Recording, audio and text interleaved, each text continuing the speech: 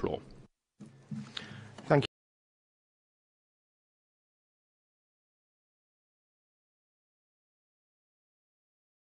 you, Mr. President. Iran would like to draw attention to the ongoing impunity enjoyed by security forces in Indian-held Kashmir.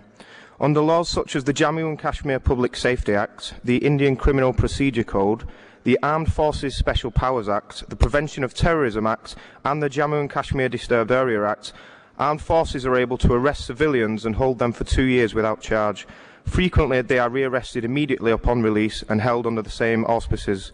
Low-ranking police officers are encouraged to interview suspects, frequently leading to murder and disappearance, as well as torture, as confessions are extracted.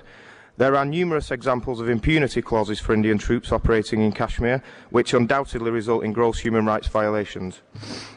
With this impunity in mind, we once again draw attention to the rape and murder on the 31st of May of Nilufar and Asiya Jan in Indian-held Kashmir.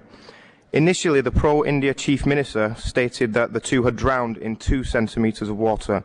In response to huge demonstrations by the people of Kashmir, who had considerable evidence that the crime was committed by Indian forces, it was admitted that the pair had indeed been violently sexually assaulted and murdered.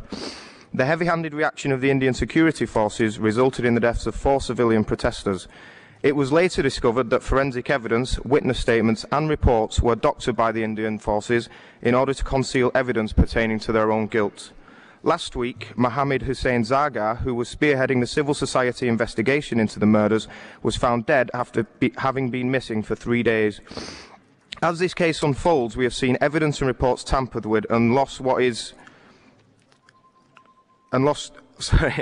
what is clearly an attempt at a cover-up. This organisation urges the Human Rights Council to follow this case closely in order to better ensure the safety of those members of civil society that are investigating this matter, and further to ensure that those who are guilty of these crimes are brought to justice within the norms of domestic and international law. Thank you, Mr. President.